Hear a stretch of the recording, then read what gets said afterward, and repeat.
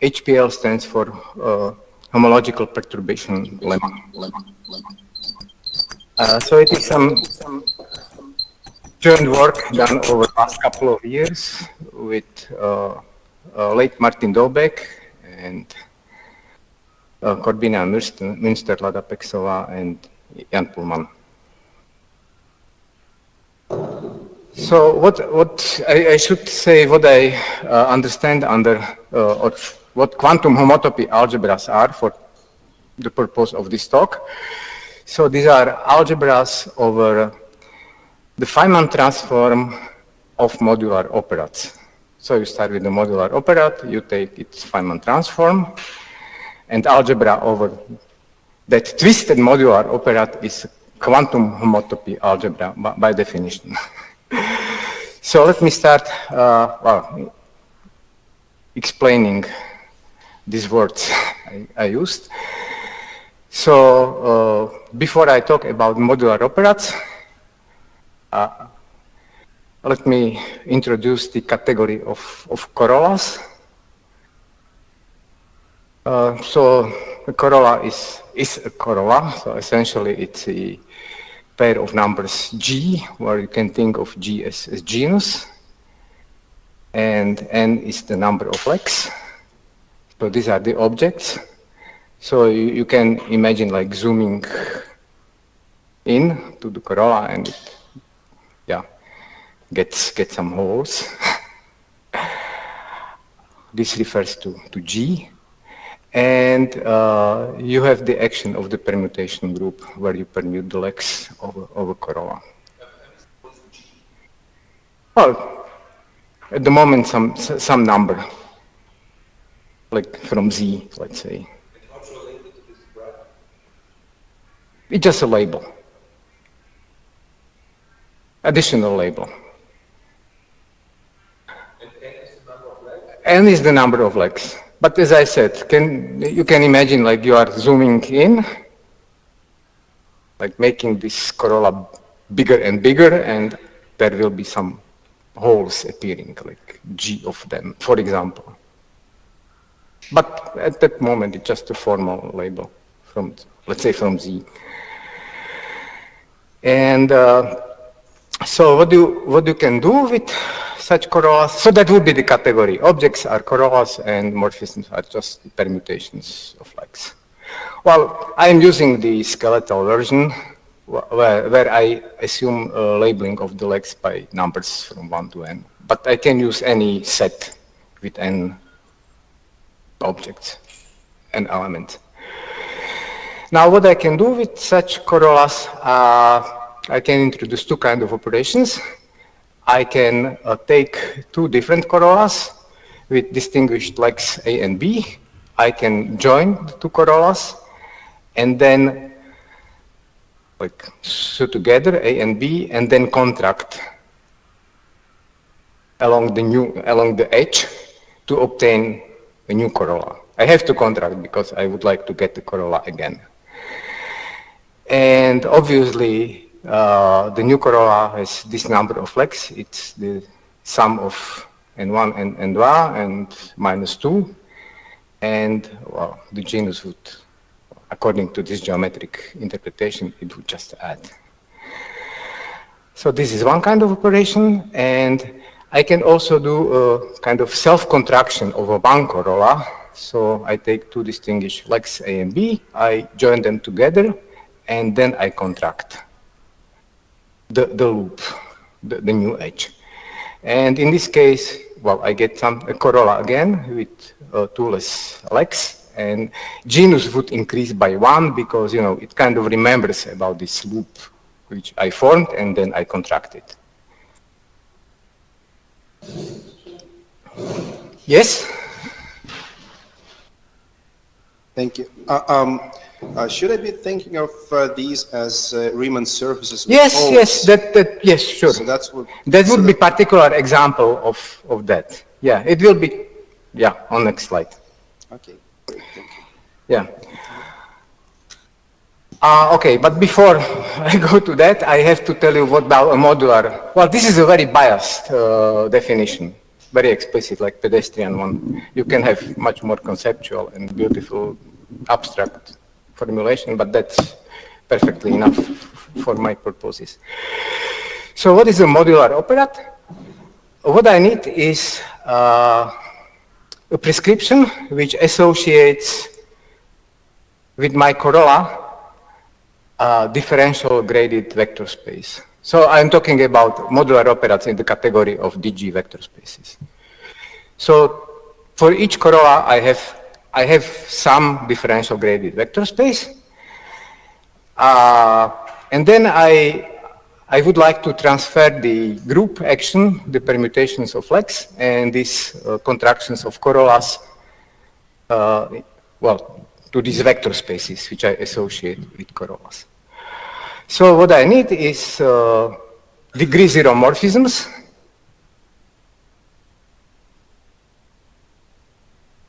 Such that, well, they are equivalent with respect to the action. And I need also an operation which I will use, or two operations. I will use the same notation for those as for contraction of corollas. I need to have something, a map, I mean a morphism. If I take the tensor product of a P corresponding to one corolla and another, and I need a map into the DG vector space associated with that contraction, and the same for the self-contraction. And of course, these have to now fulfill a bunch of axioms. So what I would like to is, of course, these operations on vector spaces should be equivalent with respect to the action. They should be graded symmetric. This equivalence, does it mean that you act with permutations which keep A and B fixed, or they can be also moved by your permutation? But then what would it mean? Right, yeah. That's correct. But I can, yeah, I keep them fixed, essentially. Yeah, that's correct. Yeah.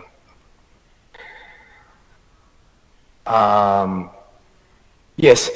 And there are these obvious conditions which are illustrated like by pictures. So, for example, you take corolla and you can do self-contraction of A and B first, and then with C and D, and it shouldn't matter whether you do it that way or another way. So this is this one, or like here. So you can take two corollas, you can contract them via A and B, and you obtain one corolla, and then you can self-contract C and D, or you do it the otherwise. And you should get the same result.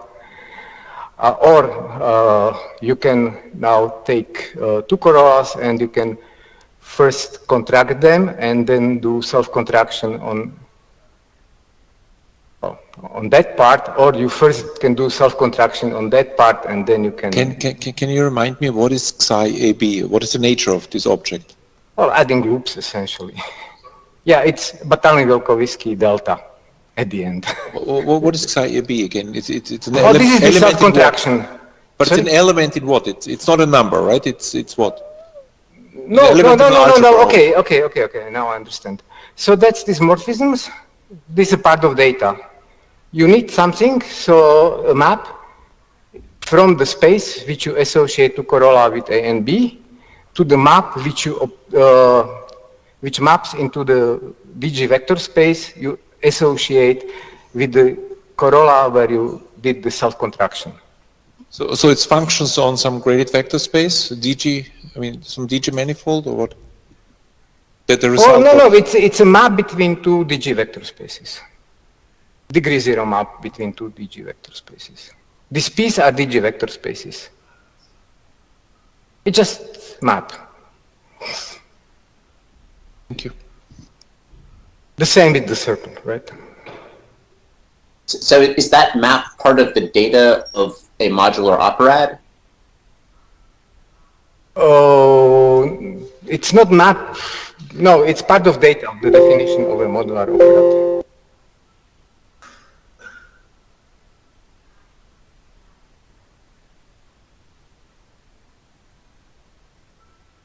So as I said, modular operat, I mean, contains, at least in this description, a lot of data. So you need this collection of digivector spaces. You have to say, I associate with my corolla with nlex and genus G this or that differential graded vector space. And then you need these morphisms, which tell you, because for example here, I know, well, I associate by my definition some DG vector space with that corolla, another one with that corolla, but also I have one differential vector space which I associate with the contraction of these two corollas. And I need map. Yeah, of course. I mean, the rules are, of course, genus is missing, yeah. The genus adds here and here increases by 1.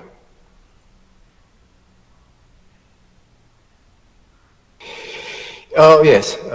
Then, well, the circle operation should be associative. It's also, well, these are very kind of obvious axioms. And that's all. That's list of conditions on these operations. Well, of course, you can forget about the genus, and then you don't have this self-contraction operation, because only this increases the genus. If you do only contractions, you add genera, so 0 plus 0 gives you 0. So that's compatible with you. So what you have is a cyclic operator, that's the name. So you have a forgetful functor from the, well, I didn't tell you what morphisms are, but you can imagine what morphisms of operats now are, right? So you have a category of modular operats, and you have a forgetting functor from modular operats to the cyclic operats, and this is an adjoint functor, which is the modular envelope. So you essentially freely add loop. That's what this modular envelope does.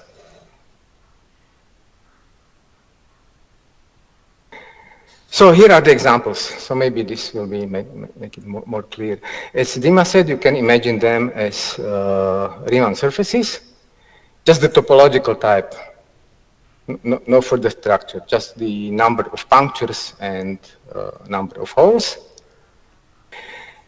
And so the modular commutative C is for cyclic, because cyclic refers to that we don't distinguish between inputs and outputs. Normally, if you think about operas, you have inputs and output. Now, we don't distinguish, well, which is kind of natural from point of view of strings or quantum field theory. So what is I have to tell you what is my vector space I associate to a corolla. So in this case, it is just a one-dimensional vector space with the generator, the corolla itself. That's the simplest thing you can have.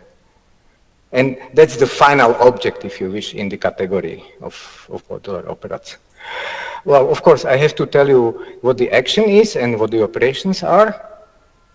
Oh, and this vector space sits in degree 0, so there is no degree and no differential. Differential is trivial.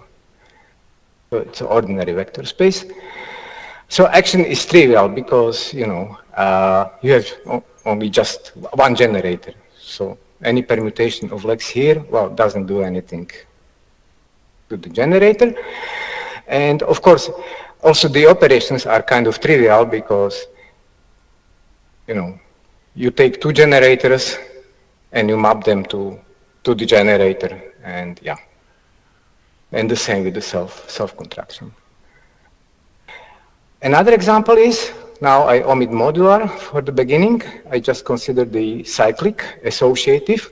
So this would be genus 0. So you think of disks with punctures on the boundary. And what your vector space is, you associate with a corolla. So this is span of all cyclic orderings of the punctures or on the legs. And the action of permutation just permutes the legs, the punctures. And now, since this is genus 0, the cyclic version, I need only the circle operation. So I have to tell you how you produce from like 2 disks another one, like from 2 cyclic orderings on 2 different disks, another one. So the rule is simple. So you have a cyclic ordering labeled by x1 to xn here, from y to ym here. So you just go from x1 to xn, you come to a, you join with a, contract and continue with y's. This gives you a cyclic ordering on this one. Now, so this is, as I said, you can do the modular envelope of that, which means that you add loop. So obviously you go from disks, you go to Riemann surfaces with boundaries and punctures on the boundaries. Now, this is the, I should, this was kind of maybe important. Here, really, the G, you have actually 2 choices, which are consistent with the definition. So one would be, G is just the geometric genus of the Riemann surface, but also you can take this one, which now wouldn't be Z, but doesn't matter. It's Z half, who cares? Yes. So here what you have is, again, so to corolla, you associate, again, differential is trivial, there is no degree except 0, this vector space, which tells you, well, essentially, you think of legs of your corolla grouped into the boundaries. So you have n1 on one boundary and 2 of them on the other boundary, etc. And you put on each boundary a cyclic ordering. Well, that's obvious from the picture, right? You can cyclically move the punctures on one boundary, but you don't mix up them. This is what, for you, the action, oh, I didn't put it here, but the action now of the symmetric group, it permutes punctures. It can mix them even between boundaries. And now, again, so what the circle AB corresponds to, the operation, so you are suing 2 surfaces, you know, using two punctures. One puncture on one boundary, another puncture on another boundary, so that's the geometric meaning.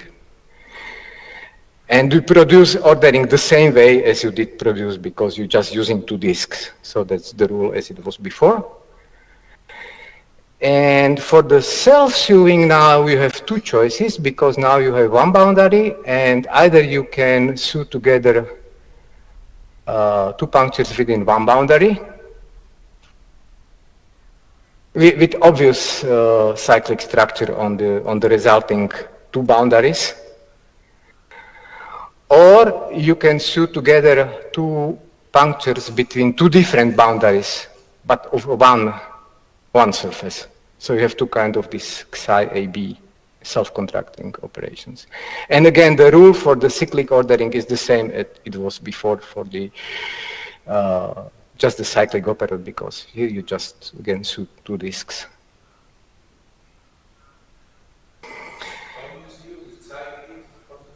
No, it was like before. I mean, you always do, if independently, either you have 2 disks between 2 different boundaries, so you just sew them like that.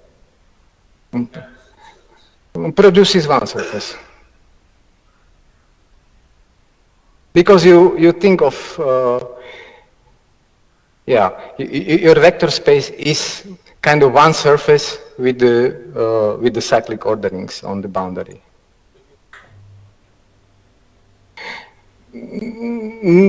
no. If you take two different boundaries and join them, no. You don't.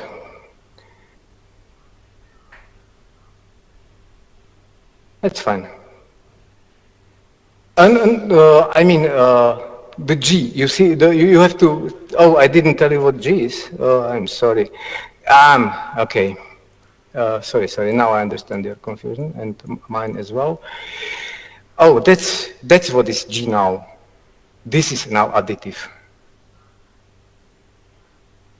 Yeah, so yeah, that's additive thing. So it's not always the geometric genus. And you can check that, well, this behaves additively, and this increases, this G by 1. Yeah, and if you wish now, you can easily combine the modular associative case and the modular commutative case, because you can think of Riemann surfaces with punctures on boundaries and in the interior. So you get kind of two-colored version. So you are allowed only permute the closed punctures between themselves, or open punctures, and chew only closed to closed and open to open. And now what the G is this one. So you see, if you don't have boundaries, this is another choice of G for the commutative case. And okay, you can have a super version if you wish. You can go to super Riemann surface. So you take your favorite picture of a super Riemann surface.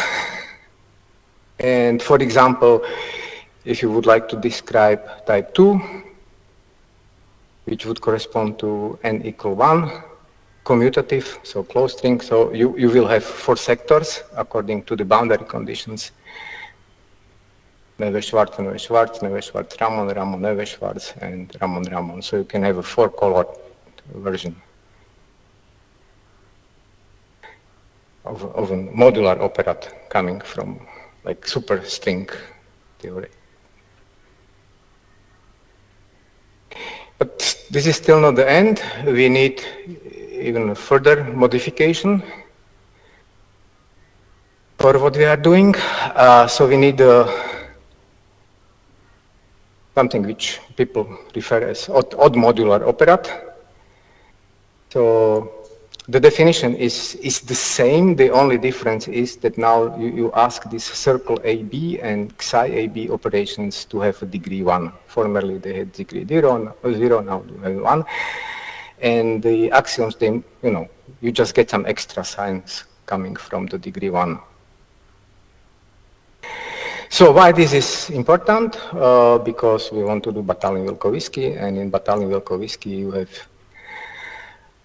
degree -1 symplectic form, and you can introduce, if you have such a degree -1 symplectic form, on your differential graded vector space, well, you can even do everything super. This would just give you extra Z2 grading, which is not a really big deal.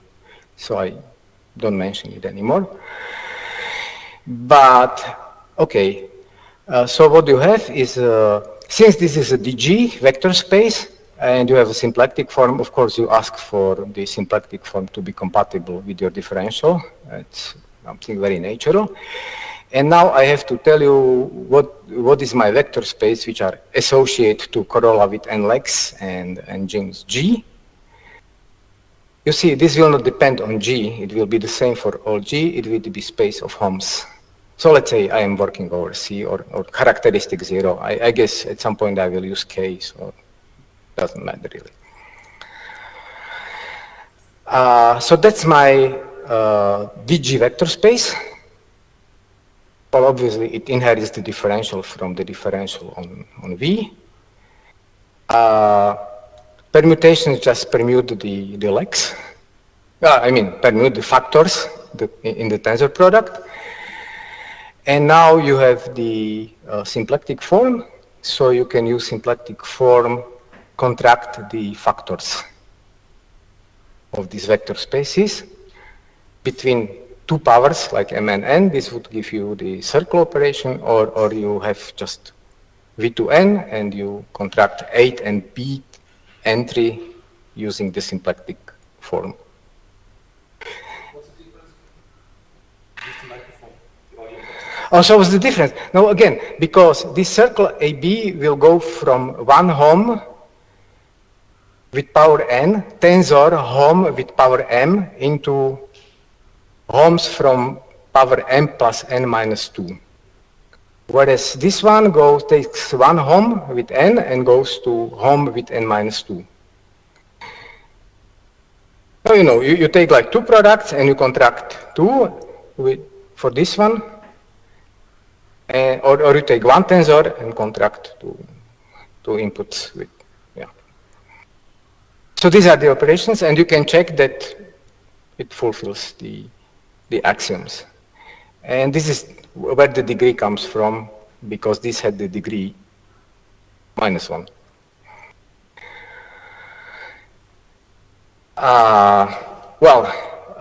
Another example is this Feynman transform of a modular operator, which I promised you. So what is the Feynman transform? Again, it will be an odd modular operator now. And I have to tell you what I associate now with the corolla. So I start with the corolla with the genus G and NLEX. And now what I do? I look at all graphs with genus G. Now these are real graphs, and genus really corresponds, yeah. Well, okay, not really, because the G of such graph, you remember, each of corolla has its own G. That's one of the labels of each corolla. So I have the G's coming from corollas, so I sum up these ones. But since the graph has loops, I add also the first Betty number of the graph. So that's my G now. And okay, I still have to associate some vector, differential graded vector space to this. So, and I have to my disposal my original vector spaces, which I, you know, from the definition of my P, of my modular operator. Because there I associate to each corolla differential graded vector space. So I cut my graph into corollas. Now I have a rule, because I know how to associate to each corolla which I obtain from cutting a graph differential graded vector space. But now I dualize. Well, the reason will be obvious at the moment. I have the dual ones, but I need this shift by degree, right? So what also I have to do is that I take the determinant of edges. So now edges have degree, edges of the graph have degree 1. So this is my vector space which I associate to corolla. And I take, of course, for each corolla, I have look at all graphs like that. Now, I have to make it, first of all, to an operator. So I have to say what my operations are, this circle and... So these are trivial. So, I mean, this Feynman transform as an operator is a free operator generated by graphs. So I take, roughly speaking, two such graphs and just join the legs, or I add graph to the edges, or I attach an edge to two legs within graph. Oh, that's free thing, right? But what is now non-trivial is the differential. So this will have really a non-trivial differential, and the differential schematically, you know, I didn't use yet the operations of my original modular operator. So this I use to produce the differential. And since the thing is free, so it's composed of corollas. because each graph I can compose from corollas. So it's enough to say how it acts differential on a corolla and extend it by the Leibniz rule to any graph. So this is how what it does, roughly speaking, well, schematically. So that's the rule. So you add H or a loop. And yeah, for those who know about Kobar construction, if you stick with genus 0 and you forget about this part, that's the cyclic Kobar construction.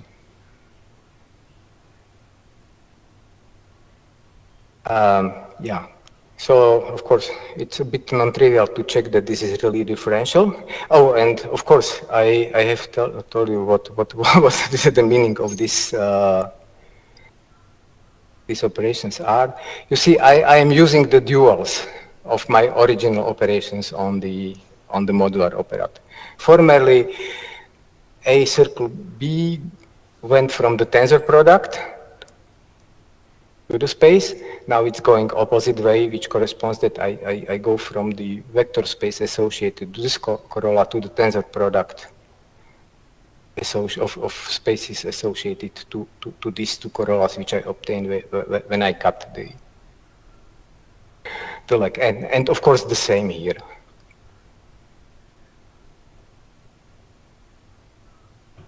And everything is set up also. I mean, this degree, putting degree 1 on the edges, of course, here it ensures, of course, that this is degree 1 operation because I produce always one extra edge. And also takes care of that d square is 0. All right. Well, actually, yeah, okay. That's perfectly with these examples which I had because, you know, my differential was trivial on my original modular operator. If I have a non-zero differential on my original operator, I have to add also the differential on the original operator. I did forget to put it here. Yeah, so now finally we come to the definition of an algebra over the Feynman transform. So you remember, so starting from a modular operator, we produce this Feynman transform, which is an odd modular operator, but also with a differential graded vector space V with degree -1 symplectic form. We had another odd modular operator. And by definition, an algebra over this Feynman transform is a morphism of two odd modular operators. And there is a beautiful statement or theorem by Baranikov, which tells you that this is equivalent to following data. And why it is so, it's kind of, well, easy at least to understand on the ideological level, because this is, again, freely generated as an operator. It is enough to say, you can reformulate it actually in terms just using the original operator P. You don't have to care about the, you know, well, because you extend everything by Freenis and by Leibniz rule. So such a morphism is equivalent to the following data. So you have your vector space associated to original corolla. Now I switched, C is a set with n legs, let's say. So now I switch to this non-skeletal version where I use C for, you know, some set, finite set. And you have also your endomorphism operator. So, and you have the tensor and the invariants with respect to the diagonal action of permutations. So what you need is a bunch of elements for each set, or for each n and for each g, an element from this space of invariants, which fulfills this kind of equation. So first of all, you have a differential here because this is a differential graded vector space. This is this one. You have a differential here because you have differential graded vector space V. So you know what D is here. And now you have, again, here you have the psi operations on your modular operand. You have psi operations produced using the symplectic form, or symplectic form here. And, well, they act on this, on the tensor product. And so this is the part using the self-contractions, and there is another piece which uses the contractions, the operations between two different. What is this argument of M, C? Oh, disjoint AB? union. So you take your C. What is AB bracket? It's just additional, this is a set with two elements, A and B. Okay. Right? Yes. This is which you contract. You had a corolla with C legs, now you add two extra legs. Yeah. And the same here. And I already used the suggestive notation for D here, delta here, and bracket here. Because this is Batalin-Vilkovisky equation. So what do you have? The claim is that you have kind of noncommutative Batalin-Vilkovisky algebra. Why noncommutative is because you see this is a bit more complicated, like just the graded tensor products of your vector space, because you have this non-trivial operadic part. If that would be commutative case, commutative modular operand, here you have just one-dimensional vector space for each C and G. So set of invariants would be just the symmetric tensor power, graded symmetric tensor power on Homs on Vn. But now it's more complicated. So the claim is that the space of this invariant plus this D, delta, and the bracket form a differential graded Lie algebra, where this is a differential, where D and delta, well, anti-commute, and this is a Lie bracket.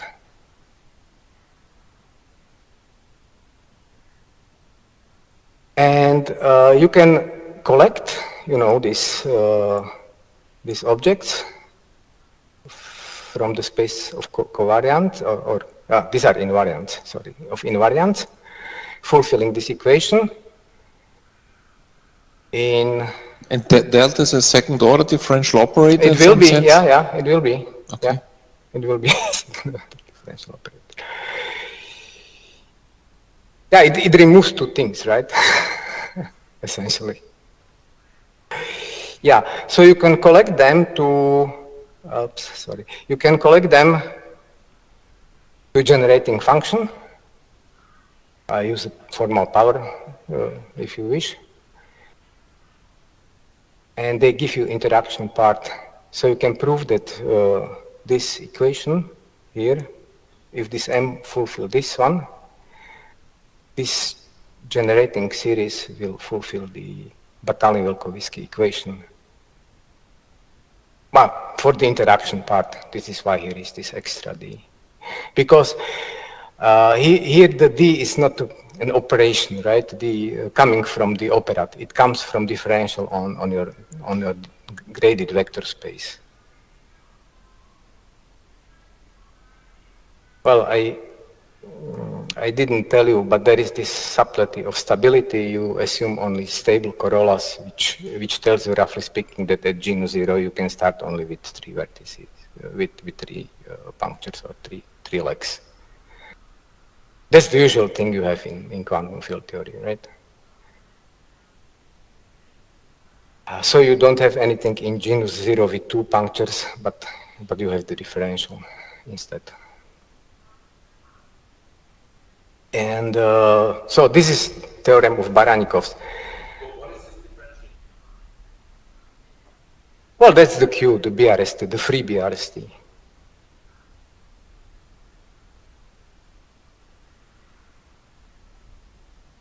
Well, essentially it's the bracket with the quadratic thing, yeah, with the free. And this beautiful theorem of Baranikov says that algebras over Feynman transform of modular operand are the same as solutions to the quantum master equation on this space of invariants.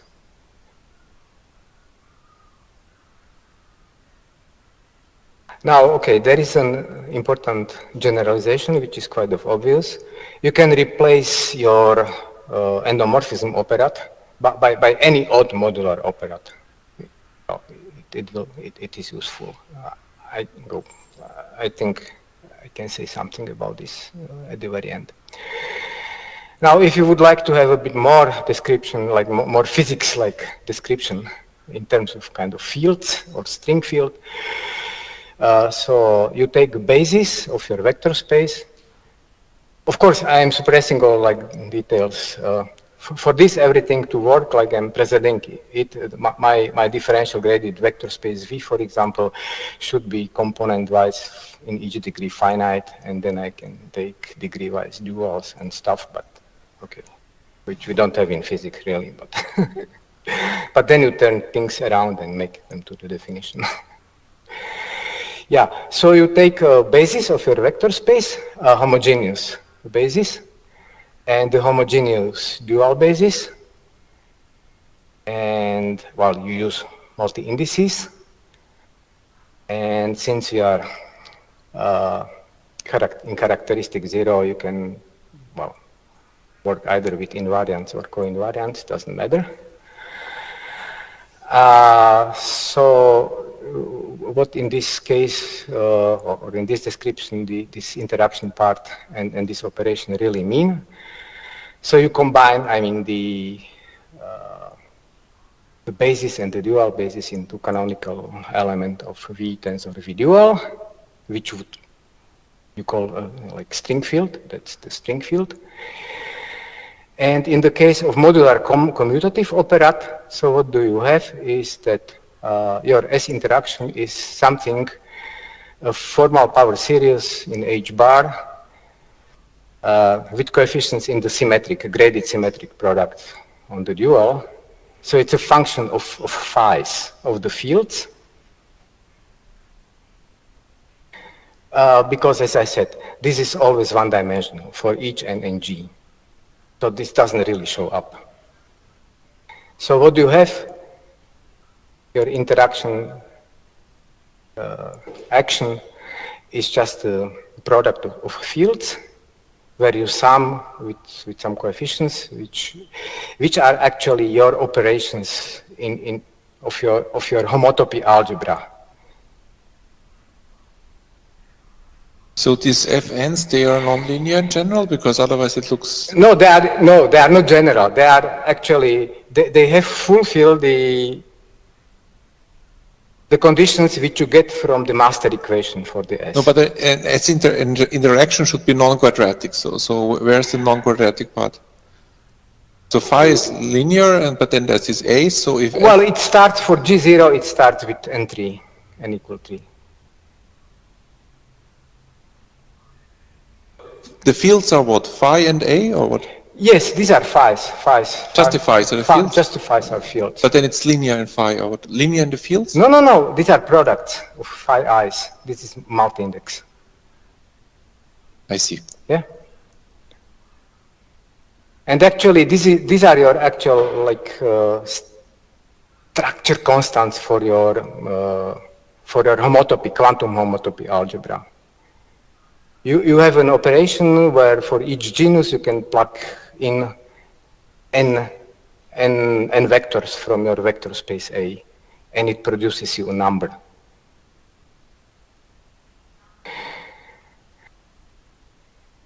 you know, like the, yeah. So the simplest thing would be like, you have a Lie algebra, so you take the, well, you shift the degree by 1, and you have the killing form, and that would be the quadratic thing you obtain using the bracket and the killing form. And that would be like structure constants of a Lie algebra where you move the index, right, to make it like, yeah, for example. Yes, exactly.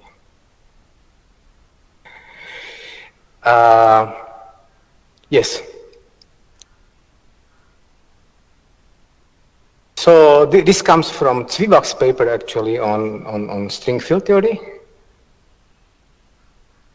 It's funny because if I remember it correctly, mathematicians were always using only A infinity algebras, and Zwiebach introduced, well, he was the first one who got this idea that you have to anti-symmetrize if you would like to describe closed strings.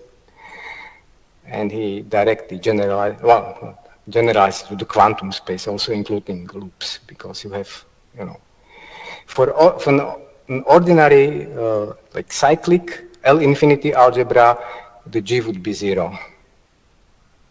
You would have only operations corresponding to n inputs, but there would be no genus, and it would satisfy the classical master equation, no delta. And this delta appears really because you have these self-contractions which produce loops. And you see, well, the symmetric action enters here. These coefficients are graded symmetric with respect to permutations of A's.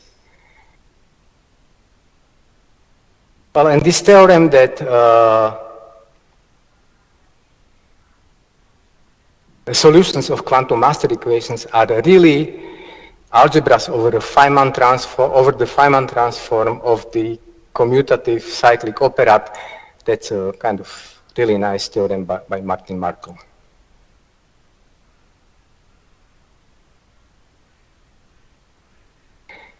Okay, so if you take the associative case, which would correspond the open strings, the classical open strings, so your interaction action would look like that, where now there is no genus, and for each number of legs, you have this map into your field, and these maps will be cyclically symmetric. Before they were graded symmetric in the closed case, because, well, essentially you can move punctures in the bulk of a Riemann surface freely, and nothing should happen up to sign. Now you cannot do it. You have disk, but you can just cyclically permute punctures on the boundary. So this is reflected here.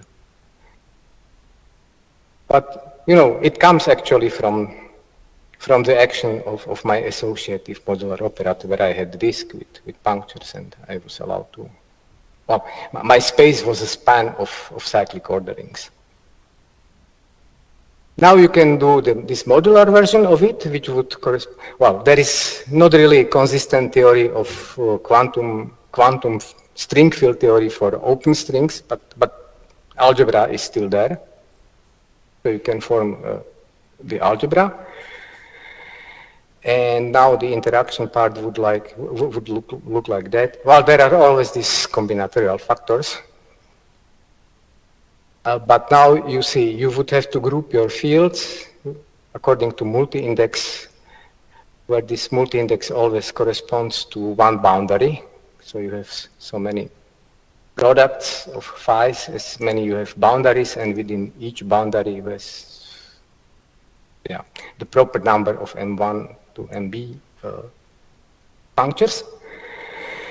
And now your coefficients, you will have one for each G, for each number of boundaries, and for each distribution of punctures on the boundaries. And again, the symmetric action dictates that these should be cyclically symmetric or graded symmetric with respect to permuting the A's here within one boundary, or you can move all boundaries. You can permute all boundaries and you get some extra sign. So it will be graded symmetric with respect to moving the whole boundaries. And you can combine these two things together. So you have the quantum open-closed algebra. Well, and this is what Zwiebach has in his paper on open-closed string field theory, phrased in terms of master equation. Well, but he has also operations, actually. Yes, again, the classical version is the open-closed algebra of Stashev and Kajura. And yeah, if you are interested in example of a super thing, so for type 2 we have the version, but this is an ordinary, though it is related to super string field theory, the algebra is still just ordinary loop homotopy algebra with more colors. That's, yeah. Do I still have some time? Not much, huh? Oh gosh. So, but now you see, what do we, in physics, we do exponential of the action. So for this we need the product. And so far there was no product. Obviously, I mean, in the commutative case, there is an obvious product because everything is graded symmetric, so that's not a big deal. So you take just graded symmetric product on your space of these invariants or co-invariants. But you may wonder whether there is some product in the general case. Well, and so you have to introduce kind of a new kind of structure which would correspond to the product at the end. So what you need now is an operation which you see, like essentially joins corollas, doesn't join the legs and do contraction. It just takes two corollas and just puts them together, and you get a new corolla. But also you need kind of also self-operation on one corolla, which just doesn't mean anything. It just formally, if this had an index like label G, this makes it to label G plus 2. Well, it looks strange if you kind of think of this as geometric genus. You wouldn't have this one here, right? And you wouldn't have this 2 here. But, well, the proper G, for example, is now, for the closed case, it's not the geometric genus, but it is this 2G plus n and half minus 1. And this is which does this one. And if you want to generalize it, you have to use this. Because there was, the natural G for open things was like 2G plus B minus 1. So it wasn't G. So this is why you have these rules.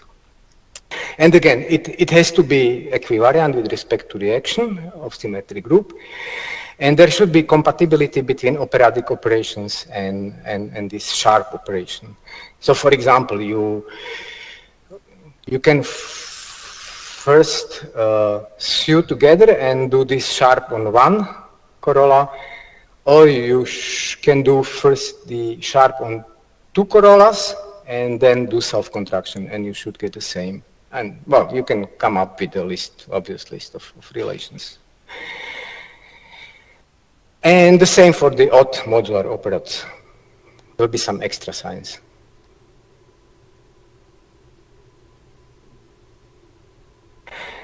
Now, so for my examples coming from string field theory, so what are these?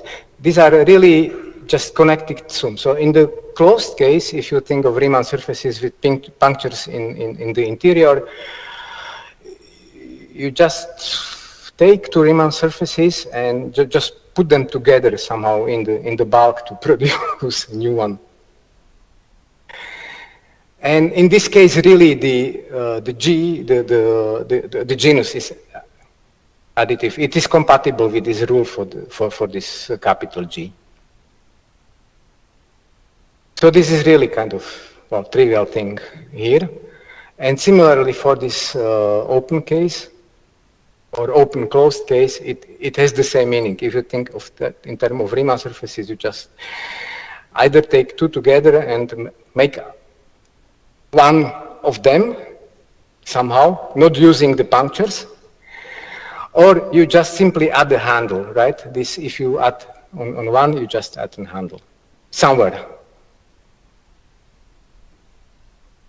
And so what it does on endomorphism operator, it is just if you have sharp between two things, it's just the tensor product. And here it doesn't do anything because the space of Holmes, you know, which I associate to corollas, doesn't depend on G. So it doesn't matter whether you label this like with G or G plus 2. It's the same element. Now, the point is that you could, in principle, do the same thing now again, like do the Feynman transform for a modular operator with this connected sum, with the sharp operation, and say what the algebra is. But again, as before, obviously, it is enough to do it on, like in terms of original operator, like the Baranikov theory is for the operators. And the point is that this introduces you naturally product. Because you have this sharp on your original modular operator, you have your sharp on the endomorphism operator, so the tensor product of these two sharps gives you product on the space of the invariants or co-invariants, if you wish. And the point is that what you have the relation as you would like to have. You can prove that you have what you have in Batalin-Vilkovisky. The only little thing is now, in general case, this is kind of non-trivial, so you have to correct a little bit here. So you have to put the sharp here, and then you don't have to look in the space of invariants or co-invariants, but so to take care of this sharp, you have to introduce some formal power series, Laurent series in some formal parameter, and then to do modification like that. Sharp on F is the same as multiplication with this formal parameter. It's not exactly the H bar. Okay, well, and then you have the, well, now you can exponentiate. That was the whole thing about this, that you can now exponentiate and you can write the quantum master equation like, yeah, are used. And you can write like e to the action for purpose of doing Batalin-Vilkovisky path integral, which in general case you can do using a minimal model for the corresponding homotopy algebra. So there is a way how to use the homological perturbation lemma, which is known to mathematicians from, I don't know, 60s. And in this setting, you can start with the contracting homotopy. You have the projection to homology of D, you have the inclusion, you have the contracting homotopy, and you can perturb your free Batalin-Vilkovisky Q by delta, for example. That's one way to do, and this produces to you on the space of physical fields the effective action, and so forth. Well, there are many more things which I I was not able to mention, but yeah, if you were interested it, I would be glad to talk about this with you. So thank you for the attention. Thank you, Branjo.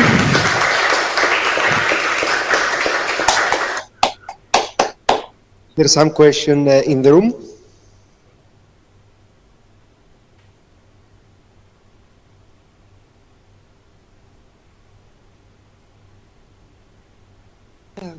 I have two questions.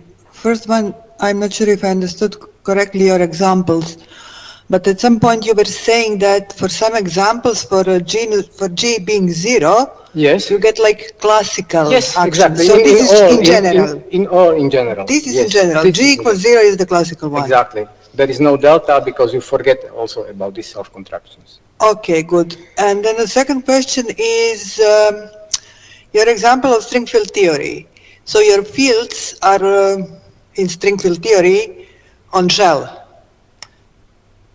No, they're not. They're offshore. I mean, standard formulation of string field theory says that fields are always on shell, no? No, but you write your action for string field theory. These fields are offshore. So you really use the the second quantized, right? Yeah. So you take your conformal field theory, you have the space of states, and that's But it. if it's conformal field theory, they're on shell. No, you compute the amplitudes for on shell. Okay. So on shell it gets only if you do the minimal model, then you go to cohomology. That's the physical state. But for the action, you start with, yeah, you have On shell. offshell. You have also a non-physical, you have a trivial states, yeah, and also physical. Okay, thank you.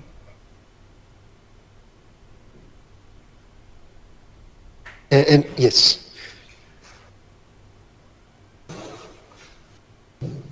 Okay, so, well, operands in, let's say, in symmetric monoidal category, they naturally act on objects in that category, right? Because there is, for each object, a canonical endomorphism operand. Yes. Can map to. And as you have shown here repeatedly, well, so you can do it in this setting, let's say, for modular operands also, but that somehow it just kills the genus part. Because there, well, it's like, because endomorphism operand of anything is not, well, is not modular in non-trivial ways. So my question is, are there interesting objects on which modular operands can act in non-trivial ways? Right. So I guess one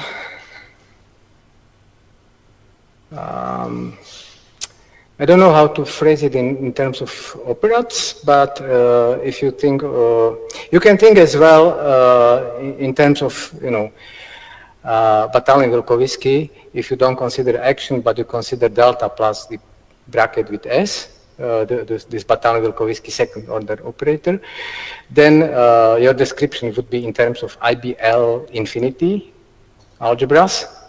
Say that again? IBL infinity, IBL infinity, like involutively by algebras, Involutively by algebra. because delta, essentially it has zero input and two output, so you have also operation, yeah. And then there is an action of the closed L infinity or IBL infinity part on the open, which essentially gives you the open closed string field theory. So maybe that could be. It's like a generalization. I don't know whether you mean, but this, example would be with general zero, like Kontsevich formality. That's kind of version with, yeah. Yeah, I guess I suppose a category of these objects that have to have more structure. Right. One by modular. Yes. Thank you.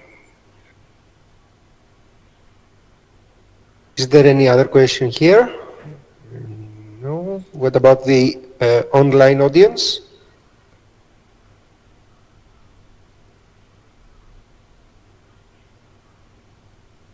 If you have some question, you can unmute yourself and ask it.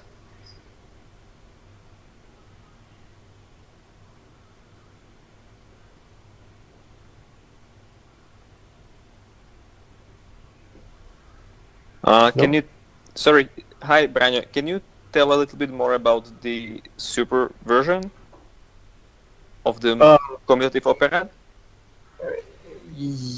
Yeah. Well, as a modular operand, it's really simple. It's just 4 colors according to the boundary conditions. So what makes it really interesting is if you would like to construct the really string field theory a la Zwiebach, which is kind of the difficult part. So, well, and this is also a little advertisement for our coming book with Martin Markov and Martin Dobek and Ivo Sachs. So all these constructions of string field theory, according to Zwiebach, have operatic description. So the point is that what I was telling you is only very simple part. This is about this arrow where you start with some modular operand or colored version of a modular operand or 4-colored, or depends also. You can have also for the string field theory also different, according to the type, you would have different colors according to. So then you can, and the algebra, well, which I described, was just about this arrow. But your actual field theory, it is not any algebra, it is the algebra. That's the algebra which describes the real theory. And for this, what essentially Zwiebach's work means that you have another odd modular operand. I told you, you can generalize bit this construction, and you put any odd modular operand instead of the endomorphism operand. And for doing string field theory, you would have to put an operand structure on the chains of a proper moduli space. Which and the morphism would give you geometric vertices, which fulfill the like geometric Batalin-Vilkovisky equation. And conformal field theory would tell you how to transfer this essentially kind of unique decomposition of the modular space to unique algebra describing your theory. So the string field theory, the super string, well, this is the difficult part, this structure of the super moduli space. So this arrow is difficult.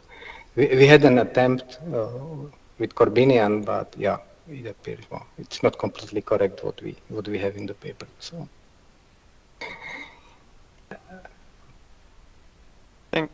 Thanks.